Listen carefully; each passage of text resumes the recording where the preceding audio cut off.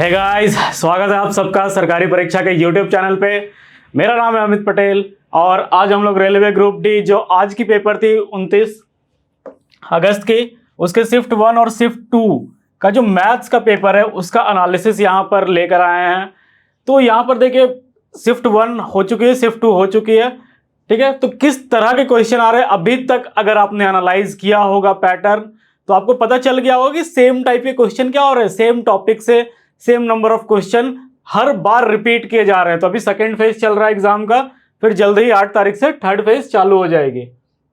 तो देखिए बिना देरी किए हम लोग स्टार्ट करते हैं पहले अपना एनालिसिस। ये काफी सटीक एनालिसिस है, मैं यहाँ पर आपके लिए लेकर आया हूँ। जो बच्चे बाहर निकलते हैं ये बेसिकली मेमोरी बेस्ड पूरा का पूरा पेपर डिस्कस किया जाएगा। मतलब कि जब कोई बच्चा बाहर निकलता है तो वो हमें अगर एग्जैक्ट डेटा ना बता पाए तो टॉपिक तो बता ही देता है, उसके साथ साथ वो बताता है कि किस तरह का सवाल पूछा गया था उससे, और उससे हम एक सैंपल क्वेश्चन ले लेते हैं। बहुत सारे क्वेश्चन आपको ऐसे मिलेंगे जहां डेटा एग्जैक्ट है, मतलब उस बच्चे को डेटा भी एग्जैक्टली याद था। तो देखिए यह है पूरा हमारा एनालिसिस शिफ्ट 1 और शिफ्ट 2 का। तो जैसा कि क्वाड्रेटिक इक्वेशन आप देखोगे तो 3 सवाल, 2 से 3 सवाल क्या है, क्वाड्रेटिक इक्वेशन से आ रहे हैं, इजी टू मॉडरेट लेवल के। परसेंटेज से यहां पर हमारा 1 सवाल है, मेंसुरेशन से 2 सवाल, ठीक है। मेंसुरेशन यहां पर 2D 3D दोनों है। यहां 3D पोर्शन से ज्यादा सवाल पूछा जा रहा है, किसी में 2D से ज्यादा पूछा जा रहा है। रेशियो एंड प्रोपोर्शन से 1 से 2 सवाल, CISI से 1 सवाल, सिंप्लीफिकेशन से 2 से 3 सवाल। अप्रोक्सीमेशन यहां देखोगे आप, अप्रोक्सीमेशन में बता दूं कि बॉड मास जैसा दिखता है, थोड़ा सा आपको कैलकुलेटिव लगेगा, जैसे कि 2.35 इस तरह का होता है यहाँ पर लिखा हुआ। तो आपको क्या करना है, अप्रॉक्स वैल्यू लेना होता है। ये बॉड मास से भी आसान होता है, मतलब आपको एग्जैक्ट वैल्यू नहीं लेना है, वहां पर अप्रॉक्स वैल्यू लेना है उसकी।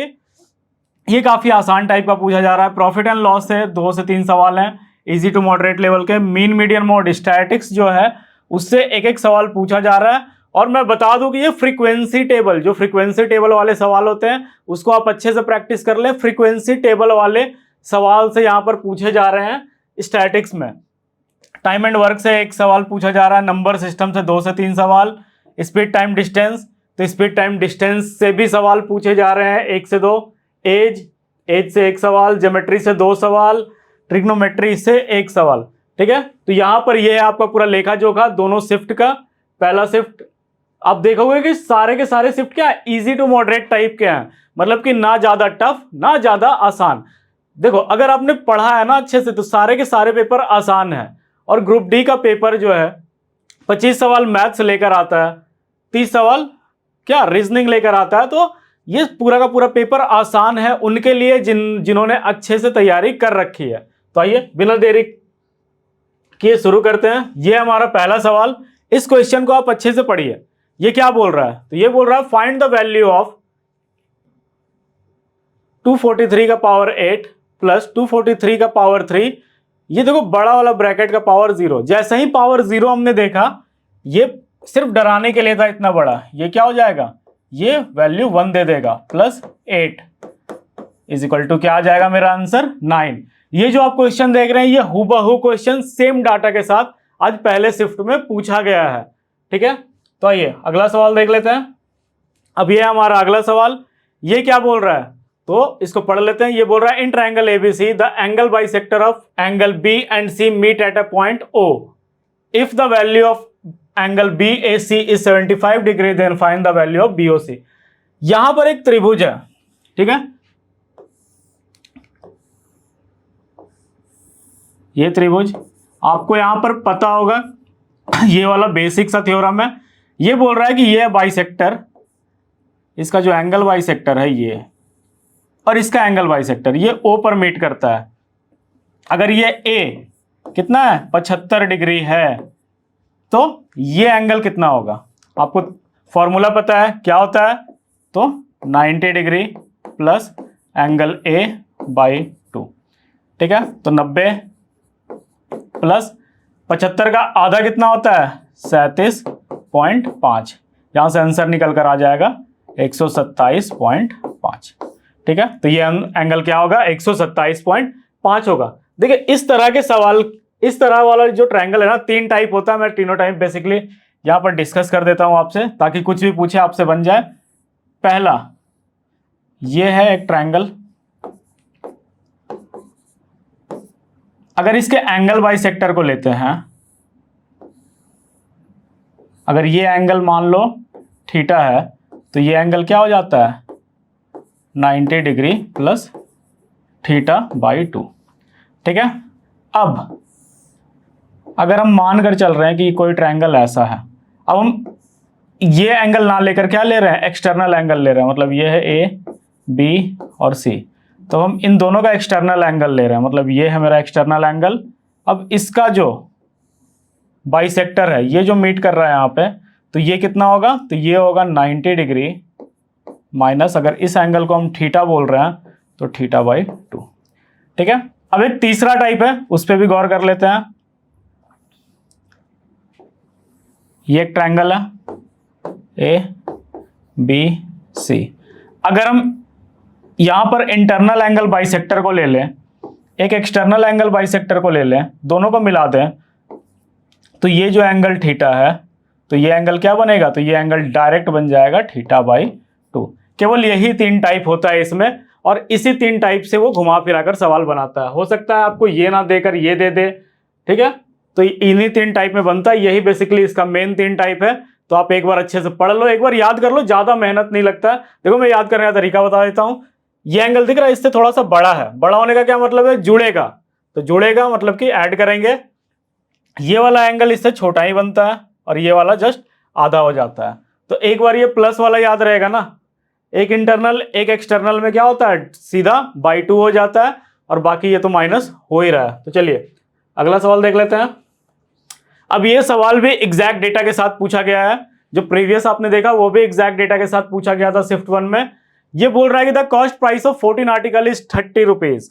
ठीक है, कॉस्ट प्राइस क्या है 14 आर्टिकल का 30 रुपए। सेलिंग प्राइस जो विक्रय मूल्य है 7 आर्टिकल का वो 20 रुपए है। तो बोल रहा है कि find the profit and loss percent, मतलब बताइए कि क्या प्रॉफिट हुआ है या लॉस हुआ है, तो कितना परसेंट में हुआ है। तो देखिए 14 आर्टिकल कितना रुपए, 30 रुपए, तो 7 आर्टिकल का कितना हुआ यहाँ पे 20 रुपए। देख रहे हो जस्ट डबल है, मतलब डबल अगर कर देंगे यहाँ पे इंटू 2 से मल्टीप्लाई, तो क्या आ जाएगा मेरा 14 आर्टिकल, तो दोनों साइड इंटू 2 होगा। तो ये कितना में बिक रहा है 40 रुपए में। देखो 14 आर्टिकल को हमने 30 रुपए में खरीदा, 14 आर्टिकल को हमने 40 रुपए में बेचा, मतलब क्या 10 रुपए का फायदा हुआ। ठीक है, 10 रुपए का क्या हुआ फायदा हुआ। तो 10 रुपए का फायदा मतलब क्या मेरा प्रॉफिट हो रहा है, किस पे 30 रुपए ही तो थे, तो 10/30 गुने 100। ठीक है, इससे आंसर क्या आएगा 33 होल 1/3%। तो ये है हमारा आंसर।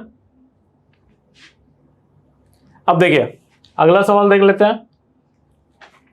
अब ये क्वेश्चन भी एग्जैक्ट डेटा के साथ आया था। इसमें क्या बोल रहा है कि if the height of cylinder is increase by 30%, अगर जो ऊंचाई है किसकी सिलेंडर की वो 30% से बढ़ जाती है, and the radius of its base is increase by 10%, अगर उसके रेडियस बेस के रेडियस को 10% से बढ़ा देते हैं, तो आपको बताना है वॉल्यूम में चेंज कितना होगा। आसान सवाल है, बहुत ही आसान।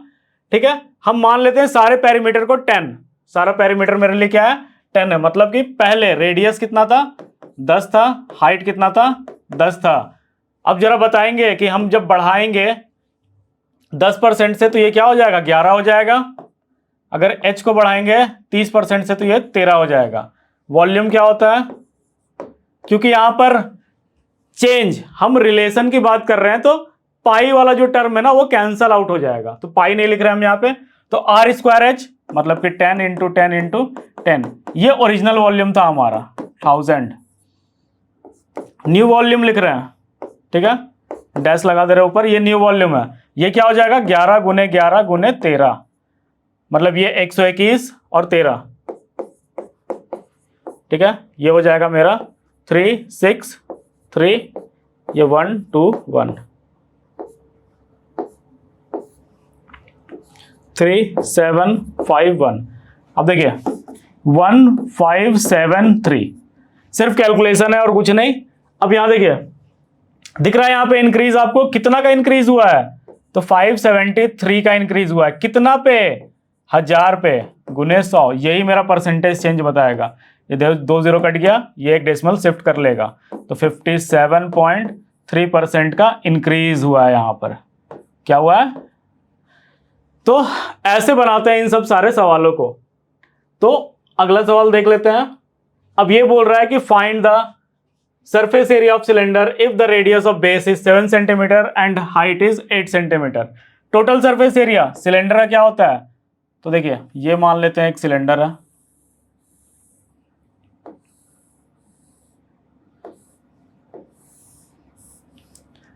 ये रेडियस कितना दिया हुआ है मेरा? 7 सेंटीमीटर। और ये है मेरा हाइट कितना दिया हुआ है? 8 सेंटीमीटर। टोटल सरफेस एरिया लिख रहे हैं हम। टोटल सरफेस एरिया क्या होता है? 2 पाई आर एच। ये होता है मेरा कर्व सरफेस एरिया, ठीक है। केवल ये टोटल करने के लिए हमें नीचे और ऊपर वाला पार्ट भी लेना पड़ता है। अगर इसको हम समराइज कर दें तो हो जाएगा 2 पाई आर एच प्लस आर। यहां से 2 गुने 22/7 गुने आर कितना है मेरा? 7। ये क्या हो जाएगा? ऐड होकर 15। 7 से 7 कट गया, इसको मल्टीप्लाई करते हैं 30, 3 और ये क्या हो जाएगा? 660। तो 660 सेंटीमीटर स्क्वायर। यही हो जाएगा मेरा इसका आंसर। अब ये अगला सवाल देख लेते हैं। ये भी एग्जैक्ट डेटा के साथ, मतलब कोई डेटा के साथ छेड़छाड़ नहीं, सेम डेटा के साथ ये क्वेश्चन आया था। ये क्या बोल रहा है?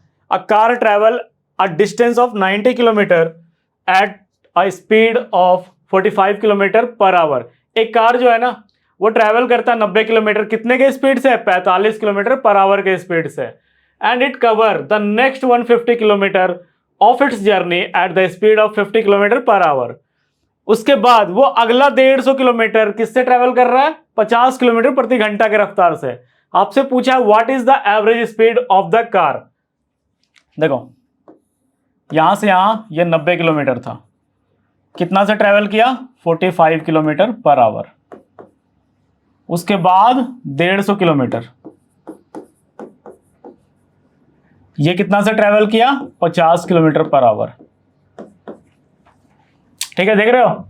हमें एवरेज स्पीड का फॉर्मूला पता है। एवरेज स्पीड का फॉर्मूला क्या होता है? Total distance travelled by total time taken. अब देखो, टोटल डिस्टेंस इसने कितना ट्रैवल किया? तो 90 और 150 जोड़ देंगे तो 240। अब टोटल टाइम कितना लग रहा है? तो यहां से यहां तक जाने में, ये वाला जो पोर्शन है ना, यहां तक जाने में उसने कितना समय लगाया? तो speed time is equal to क्या हो जाता है? तो टाइम इज इक्वल टू हो जाता है डिस्टेंस बाय स्पीड। ठीक है, ये मेरा डिस्टेंस 90, स्पीड कितना? 45, तो हो जाएंगे 2 घंटे। तो यहां से यहां तक जाने में 2 घंटे लगे और 150 प्लस 50 तो 3 घंटे। अब टोटल 5 घंटे लग रहे हैं उसको कितना डिस्टेंस ट्रैवल करने में? 240 ट्रैवल करने में। तो इसको अगर काट देंगे तो कितना हो जाएगा? 48। तो यहां से आंसर क्या आ जाएगा? 48 किलोमीटर पर आवर। तो ये अगला देख लेते हैं। ये आप देखोगे जितना भी आप एनालिसिस अभी तक आपने देखा होगा, इन सब में क्या है? Fourth proportional, third proportional, mean proportional, ये तीनों पूछा जाता है आपसे। तो ये फोर्थ प्रोपोर्शनल का ये बोल रहा है कि fourth proportion of 12, 18 and 6 is same as the third proportion to k and 6। What is the value of k? अब देखिए इसको कैसे बनाएंगे। तो फोर्थ प्रोपोर्शन किसका? इन दोनों का। कैसे निकालेंगे? तो 12/18 इज इक्वल टू 6 बाई, हम यहां पर मान लेते हैं इसको x मान लेते हैं, के ही तो निकालना है। चलिए, ये हो गया मेरा 2, ये हो गया मेरा 9। x का वैल्यू क्या आया? 9। पहला तो निकल गया मेरा फोर्थ प्रोपोर्शन। ये बोल रहा है कि ये सेम है किसके? थर्ड प्रोपोर्शन टू के एंड ए 6। अब ये जो 9 है ना, ये इक्वल है किसके, तो यहां पर k था, 6 था और x था, ठीक है। इसके क्या रिलेशन होता है थर्ड प्रोपोर्शन निकालने के लिए, तो k by 6 is equal to 6 by X. X का वैल्यू हम निकाल चुके हैं यहाँ पर क्या, 9, तो 9 लिख देते हैं। अब जो कट रहा है काट दो, 3 से ये भी कटा, ये भी कटा, 3 से ये भी कटा, k का वैल्यू क्या हो जाएगा 4, तो 4 क्या आ जाएगा मेरा आंसर। आ गया समझ में, यहाँ ये दोनों कॉन्सेप्ट यूज हुआ, फोर्थ प्रोपोर्शन और थर्ड प्रोपोर्शन। अगला देख लेते हैं। देखिए इसी तरह के क्वेश्चन ना पूछे जा रहे हैं, आपको करना कुछ नहीं है, आपको करना है केवल प्रैक्टिस। आप एक बार देखो किस किस टॉपिक से पूछे जा रहे हैं, मैंने यहाँ पर सारा टॉपिक लिख लिया था, आप उसको एक जगह लिख लो, देखो ये किस किस टॉपिक में आपको मास्टरी हासिल है। जिसमें हासिल है उसमें अलग से नहीं मेहनत करना, जिसमें नहीं है पहले वो करना है। उसके बाद आप यहाँ देखोगे किस तरह के क्वेश्चन पूछे जा रहे हैं, पहले आप उस टाइप के क्वेश्चन पे मास्टरी हासिल करो कि मेरे से वो बने नहीं। देखो ट्रिक जैसा कुछ नहीं होता है इसमें, जितना ज्यादा अच्छा कैलकुलेशन आपका होगा ना उतना ज्यादा बेहतर बनेगा ये चीज। वहां पर आपको समय 1.5 घंटे का दिया जा रहा है, 100 ही सवाल है, ठीक है। 1.5 घंटे के समय में 100 सवाल है, आपको पूरा का पूरा बनाना भी नहीं, आपको केवल 80 नंबर सही बनाकर आना है। 80 नंबर एक बार आप सही बनाकर आ गए, इजिली निकल जाएगा पेपर। देखते हैं ये क्या बोल रहा है। ये बोल रहा है the side of square is 7 centimetre, find the area of circle inscribed in the square. एक स्क्वायर है, ये स्क्वायर, इसके अंदर एक सर्कल है, ठीक है। मान लेते हैं ये एक सर्कल है। यहां बोल रहा है कि साइड हमें पता है इसका कितना, 7 सेंटीमीटर का। अब बोल रहा है कि भैया इसका एरिया बताओ, ये तो काफी आसान हो गया, तो ये कितना हो जाएगा 7/2 हो जाएगा।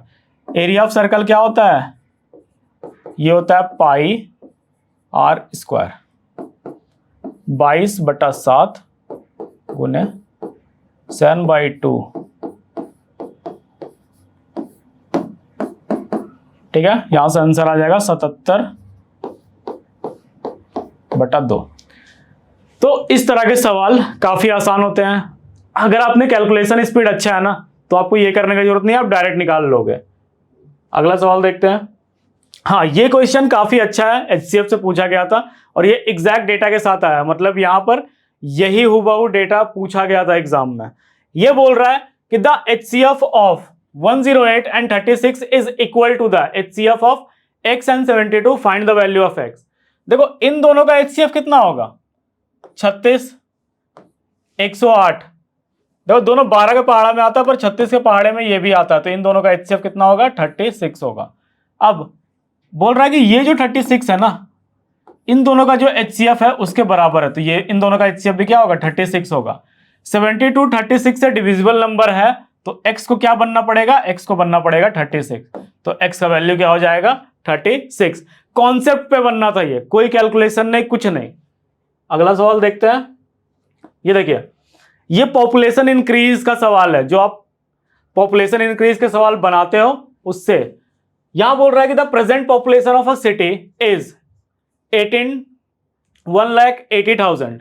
बोल रहा है if it increase at the rate of 10% per annum, its population after 2 year will be. अगर किसी शहर का पॉपुलेशन जो है अभी प्रेजेंट पॉपुलेशन वो 1,80,000 है, 10% के रेट से ये इंक्रीज हो रहा है हर साल, तो पॉपुलेशन 2 साल के बाद क्या होगी। फॉर्मूला आपको पता है क्या, तो पॉपुलेशन इंक्रीज का जो फॉर्मूला होता है वो होता है पी, ये है प्रेजेंट पॉपुलेशन, 1 + r किस रेट से बढ़ रहा है बाई 100 इंटू एन, एन का मतलब यहाँ पे टाइम से है। डायरेक्ट लगाओगे आंसर आ जाएगा, ठीक है। इतना मेहनत नहीं करना चाहते, कैलकुलेशन नहीं करना चाहते, तो हम पहले साल के लिए लिख रहे हैं। ये क्या है 18, ऐसे 4 जीरो लिख लिया। 10% का मतलब क्या, पीछे से एक शिफ्ट कर जाना, तो ये हो गया 1800। ये पहले साल का, देखो आसान है कैलकुलेशन करना इसमें। ये पहले साल का लिखा गया, फिर से एक जीरो हटाकर खिसका देंगे तो 19800। ये दूसरे साल का, तो 107,800। ये क्या है, आने वाले 2 साल के बाद शहर का पॉपुलेशन। समझ में आ गया, आसान था एकदम। तो ऐसे करना आसान है इससे। देखो दोनों आपको आना चाहिए, हो सकता है कि आप ऑप्शन के थ्रू बना दो अगर यहाँ ऑप्शन प्रेजेंट हो, क्योंकि जब बाहर बच्चे निकल कर आते हैं उन्हें ऑप्शन याद नहीं होता और हमारे पास उतना समय नहीं होता कि आपके लिए ऑप्शन यहाँ पर ले आए, तो हम जल्दी जल्दी में जितना क्वेश्चन मिलता है वो उठाकर आपको ले आते हैं ताकि कल जिनका पेपर है वो एक बार ये पूरा एनालिसिस देखें, थोड़ा सा हेल्प हो जाए। जिस टाइप के सवाल में वो फंस रहे हैं उस टाइप का सवाल यहाँ बना ले, उनको पता चल जाए कि ये कल बहुत समय अभी रात आराम से आप प्रैक्टिस कर सकते हो। अगला सवाल देखते हैं। ये बोल रहा है a dishonest seller claims to trade his good at cost price but uses a weight of 800 grams for 1 kg, find his gain percent.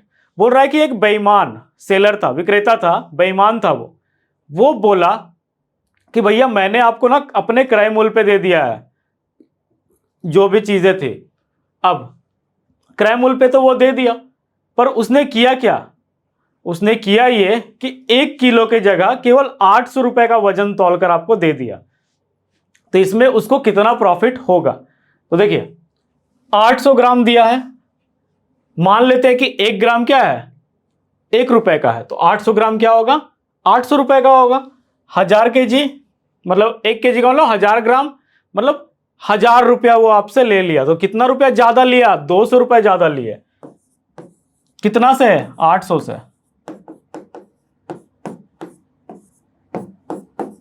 Answer कितना आ जाएगा, 25%। उसने कितना का प्रॉफिट कमाया आपसे, 25% का।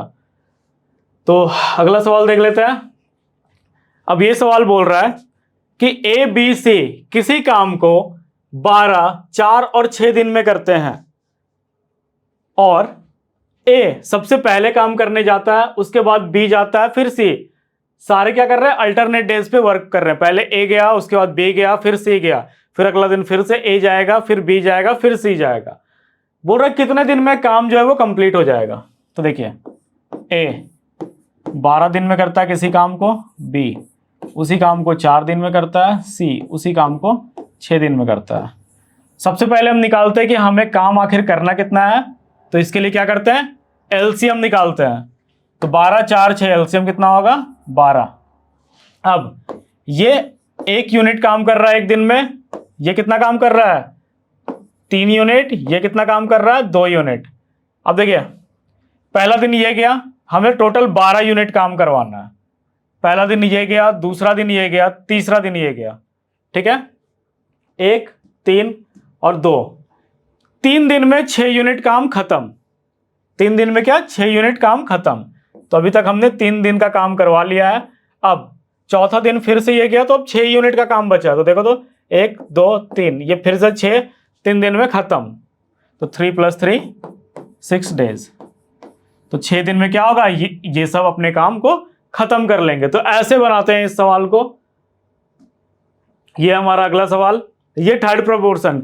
मैंने आपको बताया कि थर्ड प्रोपोर्शनल, फोर्थ प्रोपोर्शनल से बहुत सारे सवाल पूछे जा रहे हैं।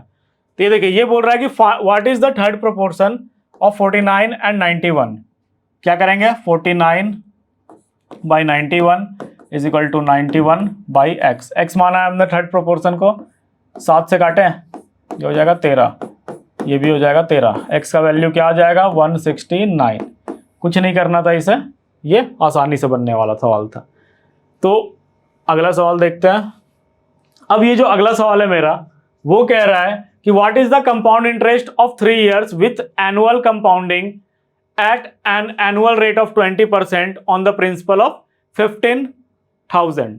15,000 पे 20% के इंटरेस्ट से 3 साल पे कंपाउंड इंटरेस्ट कितना होगा, चक्रवृद्धि ब्याज कितना होगा। तो देखिए इसको बनाने का एक तो तरीका है जो फॉर्मूला आप लिखते हो सीआई वाला, एक दूसरा तरीका है 20%। हम 3 साल के लिए ही निकाल रहे हैं, 1 साल, यह दूसरा साल, यह तीसरा साल, ठीक है। 15,000 का 20%, तो 10% कितना होता, तो 1500 होता। 20% का मतलब 2 मल्टीप्लाई कर देंगे तो ये क्या हो जाएगा, 3,000, 3,000, 3,000। पहला तो यही मिलता, ठीक है। इस पे प्रिंसिपल पे तो इतना ही मिल रहा होता। अब चक्रवृद्धि ब्याज कैसे अलग हो जाता है, तो वो अब ये जो इंटरेस्ट मिला ना, अब ये इस पे भी क्या करेगा, इंटरेस्ट लगाएगा, तो इस इंटरेस्ट पे भी इंटरेस्ट मिलेगा। तो पहला साल तो कोई इंटरेस्ट नहीं था, ये प्रिंसिपल पे ही इंटरेस्ट दिया। अब दूसरा साल क्या है, इस पे भी इंटरेस्ट मिल जाएगा, तो इसका क्या हो जाएगा, तो इसका 10% हो जाएगा 300, तो 20% 600। अब इन दोनों पे यहाँ तीसरा साल मिलेगा तो 600 और 600। देखो ये सब सवाल ना ऑप्शन से बन जाते हैं, इतना ऑप्शन देखा, कोई ऑप्शन दिखा आपको कि अच्छा इसके नजदीक बस यही एक ऑप्शन है, टिक कर देंगे। दो अगर है तो आगे बढ़ जाएंगे। अब देखो दूसरा साल हमने इन सब पे क्या लगा दिया, इंटरेस्ट लगा दिया। अब ये एक और इंटरेस्ट आया दूसरा साल, अब इस पे भी इंटरेस्ट लग जाएगा, तो ये क्या हो जाएगा 120। ये ऊपर वाला है 9000, ये है मेरा 1800, ये मेरा 120। यहां हो गया 02910, तो 10920 क्या हो जाएगा मेरा CI हो जाएगा। ठीक है, तो इस तरह से भी आप बना सकते हो, आप चाहते तो CI वाला फॉर्मूला भी लिख सकते थे। अब ये क्वेश्चन बोल रहा है कि the circumference of a circle is given as 88 metre, what is the area of the circle. मैं आपको पहले ही बता दूं कि क्वेश्चन एग्जैक्ट सेम आया है, बस डेटा चेंज हो सकते हैं क्योंकि बच्चों को कई बार डेटा याद नहीं होता है, पर इसी टॉपिक से इसी तरह का क्वेश्चन आता है। जैसे मान लो ये क्वेश्चन आपने पढ़ा, तो आप बाहर जाकर अगर डेटा भूल गए तो आप बताओगे तो कि एक सर्कल का सर्कमफेरेंस दिया हुआ था, एरिया निकालना था। तो इस तरह से हम ये क्वेश्चन ऐसे फ्रेम करते हैं। आगे समझ में किन्हीं को ऐसा ना लगे कि मैं तो देने गया था ये सवाल आया ही नहीं था, इसमें डेटा अलग था, तो नहीं, डेटा चेंज हो सकता है पर यही टाइप था उसका। आइए, सर्कमफेरेंस क्या होता है 2 पाई r, ये क्या दिया हुआ है 88 दिया हुआ है, मतलब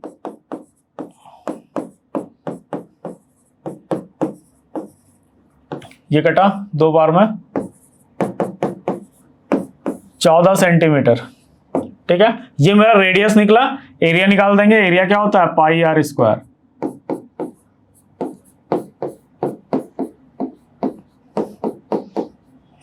ये हो गया, ये 2 बार में।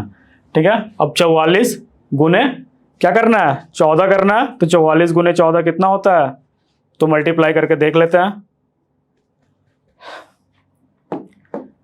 तो 44 गुने 14 हो जाएगा 616। अगला सवाल देखते हैं। अब ये इस तरह का एक सवाल पूछा गया था, इसमें ये बोल रहा है कि walking at 4/5 of his normal speed, Devang is 15 metre late in reaching his club. 4/5 अपने नॉर्मल स्पीड के 4/5 के स्पीड से अगर देवांग चलता है ना, तो 15 मिनट क्या लेट पहुंचता है क्लब में। What is the usual time taking by him to cover the distance. तो आपको बताना है कि कितना समय लगेगा उसे उस डिस्टेंस को कवर करने में। तो मेरा टाइम क्या हो जाएगा T1/T2, ये रिवर्स हो जाएगा 5/4 हो जाएगा।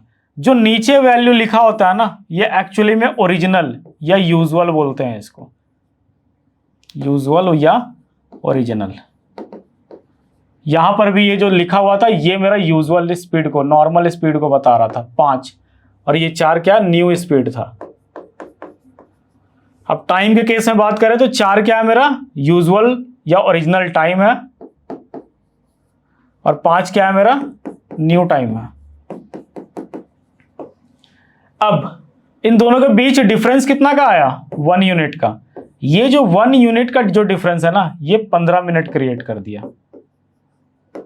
तो आपसे पूछा क्या है, आपसे पूछा है कि कितना समय लगता है यूजुअली, मतलब ओरिजिनली कितना समय लगता।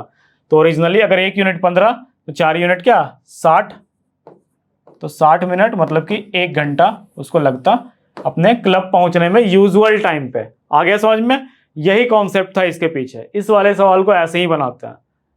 अगला सवाल देखते हैं। ये सवाल ना, इस तरह का सवाल हर शिफ्ट में आया, हर शिफ्ट में अब तक जब भी हुआ है। ये बोल रहा है a³ + b³ = 56, a + b = 2, find the value of ab। अब देखो हमें पता है कि a + b का होल क्यूब क्या होता है a³ + b³ + 3ab × a + b।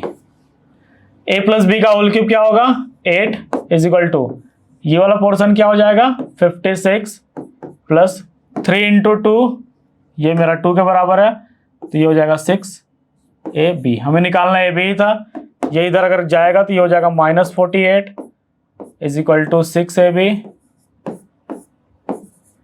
तो AB इज इक्वल टू हो जाएगा -8।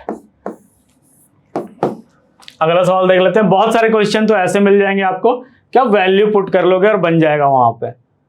अगला देखते हैं। तो ये है हमारा लास्ट सवाल। इसमें क्या बोल रहा है, ये ट्रिग्नोमेट्री का सवाल है। इसी तरह के 4 ऑप्शन थे, ठीक है। एग्जैक्टली बच्चे ने केवल करेक्ट ऑप्शन को सही बताया कि ये वाला करेक्ट में लिखा हुआ था, बाकी 4 इसी तरह के ऑप्शन थे। बोला आसान था।